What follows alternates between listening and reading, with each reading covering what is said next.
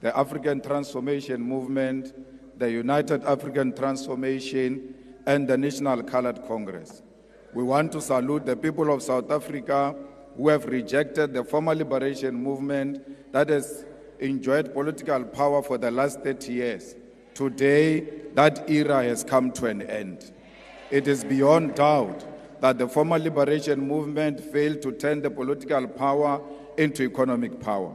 As our forefathers in the liberation struggle in the African continent said, political power with economic power is meaningless. Mr. President, you indeed spoke like a badly wounded buffalo yesterday. You spoke like a given-up soul. Nothing inspirational came from that tired speech yesterday.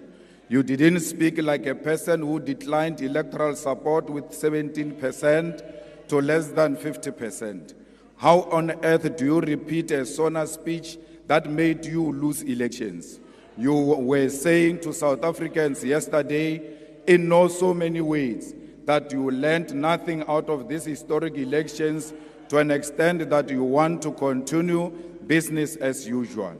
We grew up being told that some of you were collaborators, but we gave you some benefits of the doubt. It was said in this house that you personally wrote a letter to the apartheid police accusing your fellow comrades of planting communist ideas in your head, and we refused to believe that story at that time. It now makes sense that despite the apartheid regime being so oppressive against all freedom fighters, you peacefully and uninterruptedly attended university, and you were given your first job by the ambassadors of apartheid, capitalism, and colonialism. Without a hassle, you bought yourself a first car and a house with the assistance of the Urban Foundation, which was anchored by the Ruperts and the Oppenheimers, while your comrades were sleeping under trees in exile and languishing in jails. We asked ourselves as to how did you form a union of mine workers without being a mine worker? Can't you know? You were the conveyor belt between the workers and the super exploitative mining capitalists in South Africa after the Oppenheimers and Anglo-American had concluded that the mine workers must be organized. Our elders in the struggle have made allegations before in this house that throughout the struggle against apartheid, you were insulated from any form of arrest and harassment by the apartheid system. Towards the end of apartheid, you shockingly placed yourself at the center of the negotiation for the end of apartheid. No one knows how you arrived to be at the center of the negotiations of our liberation.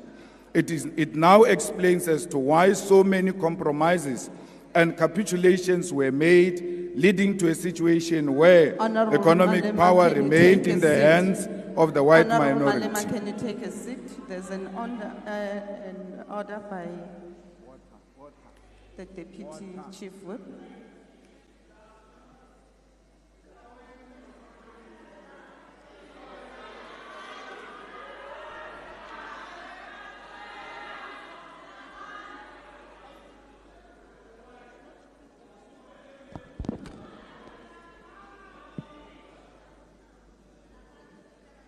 Honorable Chairperson of the NCOP, you instructed that the Honorable member, Honorable Malema, must sit down before I raise my point of order. Honorable House Chairperson, Honorable Chairperson of the NCOP, the Honorable Malema is casting aspersion on the President, on the persona of the President. Can he please bring in a substantive motion to support his statements that he's making in the House? Thank you. Thank you very much, Honorable Chief Whip. The order is sustained. Rules does make provision that if the member imputes improper motive against another member, you may do that by way of a motion, and therefore that has to be substantiated. And therefore, Honorable Malema, can you then proceed with your speech? I see there's another point of order that's been raised on DA. Withdraw what? Thank you, Madam House Chair. Madam House Chair, I rise on a point of order in terms of Rule 92.10, which indicates that when a point of order is raised during the debate, the member called to order must resume his or her seat, and after the point of order has been stated, the presiding officer by the member raising it, the member raising the point of order must likewise immediately resume his or her seat when she has concluded his or her submission. Madam House Chairperson, can I just get clarity on the fact when the Deputy Chief Whip of the ANC raised the point of order, the member at the podium remained standing, and I would just like your ruling on that. Thank you.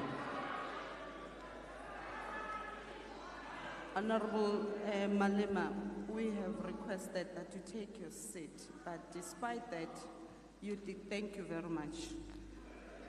As I have ruled on the previous order, that was raised by the Chief Whip, Honorable Malema, can you take your podium and apologize on what you've just said?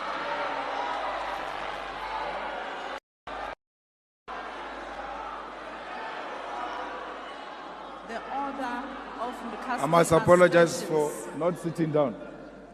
Can you take your seat, Honorable Malema? The order was raised with regards to casting aspersions on the President.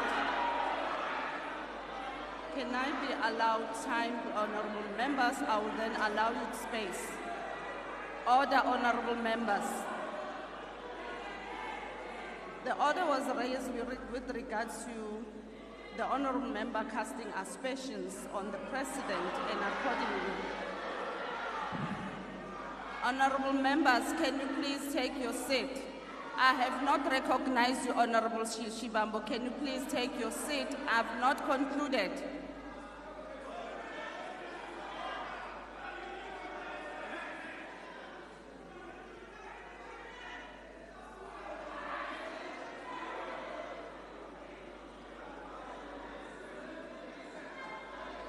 Honorable member, can you allow me please to conclude?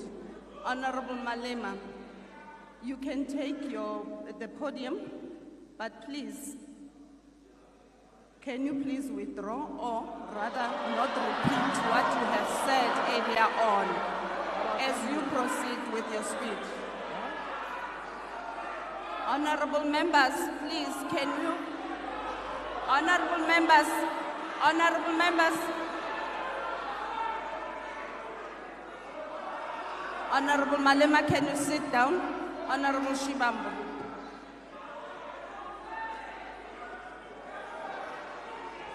On a point of order, House Chair, we are going to forgive you because you are new, you don't know the rules of this parliament. When a point of order is raised, you must specify the rule and the specific sentence or a phrase that you say this is a violation of the rules of the National Assembly. What the Commander-in-Chief is doing is to give a political characterization of a phenomenon. That is a point of debate. It's not casting aspersions. How else do we deal with political questions without giving context to what got to transpire to where we are now? Where else do we say that except here in this parliament? You can't suppress political debate because of your misinterpretation and misunderstanding of the rules. Please allow the speech to finish. And then when we later on go to Rules Committee, we're going to illustrate to you with proper evidence when we're inducting you that the rules do not say what we are saying that you must withdraw. Please be patient with this process. We are going to understand them when time progresses. Currently, your application is incorrect.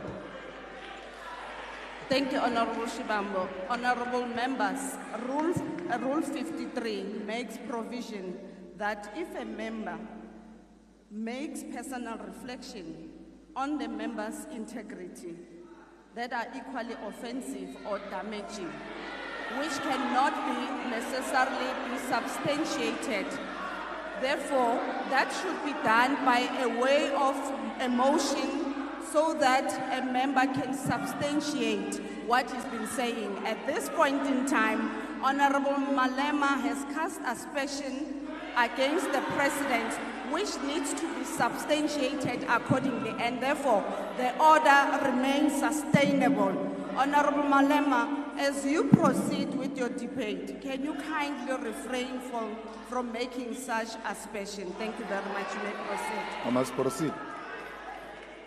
Thank you very much.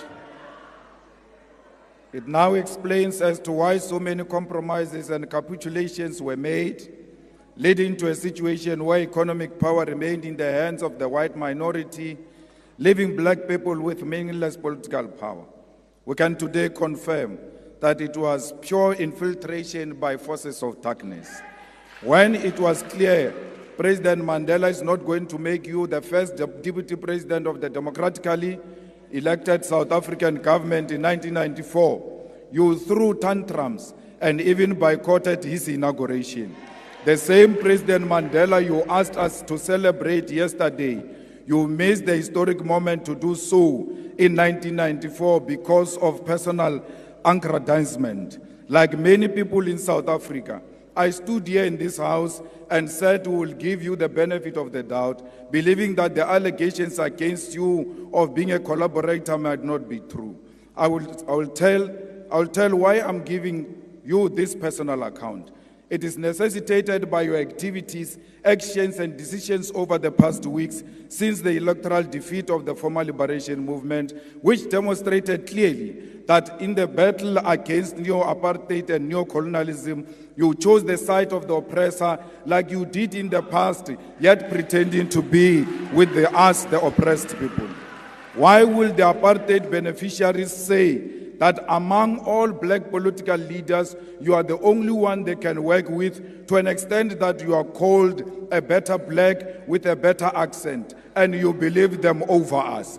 They call us criminals who must be arrested, whether we have committed any crime or not, because we disagree with them politically, and you believe them over us. Your own brothers and sisters who come from Shawela and Venda with you are today looked down because of you. You have committed to be a representative of the oppressor. The white capitalist establishment is willing to turn a blind eye to even serious allegations of wrongdoing against you, because through you, they believe that they will perpetuate the exploitation of the oppressed class and reverse the gains of the political freedom attained in 1994. It doesn't matter what you say, but we want to state categorically that the coalition between the Democratic Alliance and the former liberation movement is a sellout position typical of collaborators who sacrifice and compromise the struggle against apartheid and colonialism. White minority arrogance has increased under your term of office. You should have seen them yesterday when you were speaking. It was like you are a true Tabaneka Koko Helen Zille. You boldly take these counter-revolutionary and reactionary decisions because you know you have a full protection of white capitalist establishment. All the things you said yesterday are meaningless because they are exactly what you said in the 6 State of the Nation addresses you have given since you became president in 2018. None of the commitments you made during this State of the Nation addresses have been met. You state here that the vision you are operating under is still the National Development Plan Vision 2030, whose targets have never been met and will never be met. The NDP had targeted to create a certain number of jobs, but joblessness has increased. The NDP target was to reduce unemployment by 14% in 2020, but today unemployment is 32.9% and more than 12 million people are jobless. Even if you meet the target tomorrow of achieving 14% unemployment, the fact of the matter is you miss the target here. The NDP target was to reduce poverty from 39% by 2030, but poverty today is more than 50%. More people live on poverty under your presidency than any other period in the past 30 years. The NDP target was 10% of the GDP for infrastructure investment, but between 2010 and 2022, public sector infrastructure investment was not more than 5.8%. The NDP target was to grow the economy by an average of 5.4% for it to be practical to achieve any of the NDP goals. But in the past 10 years, the economy has not grown by more than 2%. Mr. President, yesterday you shocked all of us and will never recover from that shock. You said nothing about international relations while we are living in a world defined by shifting global balance of forces. The West, under the guidance and protection of the United States of America, is agitating for a world war, which will be defined by recolonization of the African continent and the global South. And you never said anything about that. There is an ongoing aggressive war by apartheid Israel over Palestine, and you never said anything about that because your coalition partners are all fanatics of a Zionist apartheid Israel. Shame on you that you said nothing about the genocide committed right in front of us because Olabaposo. You chose glory over the dying children and women of Palestine because you are scared to offend your coalition partners.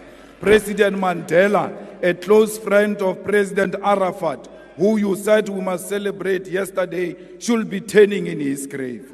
The trade embargo against Cuba is still intact, and despite the fact that Cuba played a role in the struggle against apartheid, you never said anything about that. There is instability in the Democratic Republic of Congo, and South African soldiers are dying in that war, and you never said anything about that. There is a real threat of instability in the entire SADC region, and you never said anything about that. There is loss of life in South Sudan, but you had nothing to say about that. The BRICS Forum has been joined by additional countries such as Saudi Arabia, Ethiopia, Egypt, Argentina, Iran, and United Arab Emirates. And you never said anything about how South Africa should maximize these strategic relations to grow the economy. The North Atlantic Treaty Organization, NATO, is agitating for a world war through its admission of Ukraine into NATO alliance, and you never said anything about that. This is happening while South Africa has discovered strategic oil and gas natural resources, which in itself, Minister Mantashe, is a cause for global security, but your president said nothing about that. Even if the global balance of forces does not matter to you, there is nothing tangible you said about the high levels of crime happening in South Africa. In the past year, South Africa had more than 27,000 murder cases, and you never said anything about that. Are we being handed over to the imperialist takeover as South Africa? Mr. President, there are more than 300,000 students who have passed and attained their certificates, diplomas, and degrees, but all universities and universities of technology, huge amounts of money. We must cancel student debt and introduce free decolonized education now. You claim to have created 2 million jobs through your presidential employment stimulus, but there are no additional 2 million jobs that were created since you took office in 2018. And if you want to argue this point, go and argue with Stats SA.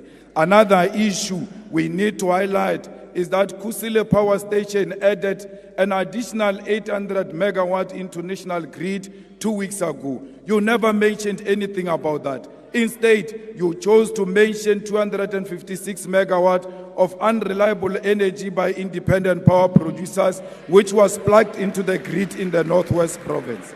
This is an evidence that in addition of selling fictional buffaloes at Palapala, you are also a salesperson for independent power producers.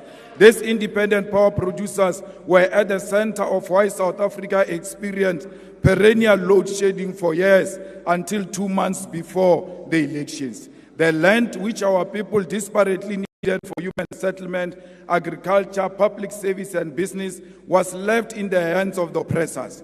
Our people were told about willing buyer, willing seller, in a situation where violence, and genocide were used to land dispossession of the Khoi, the San, and all indigenous people of our country. We'll amend Section 25 of the Constitution in our lifetime to allow expropriation of land without compensation.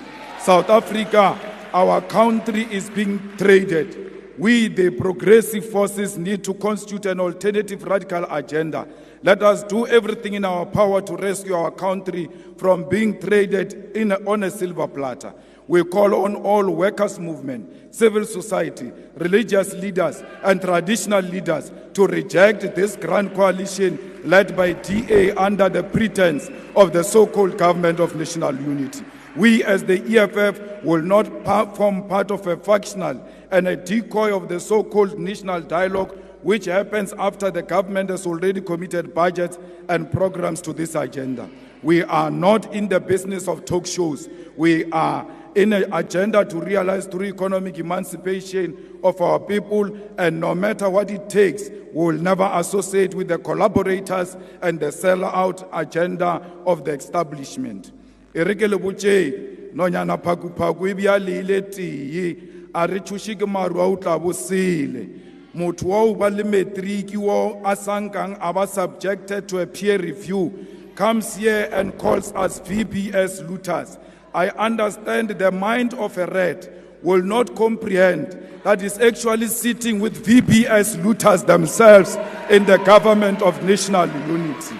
The same matriculant is a beneficiary of the loot of 20 billion of Steinhoff that was invested by public investment, by PIC.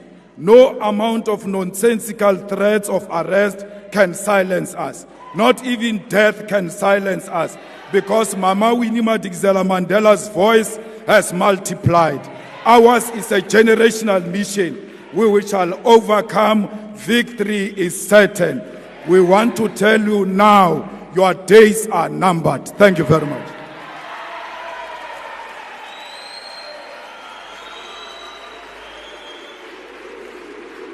Order, honorable members. I now call upon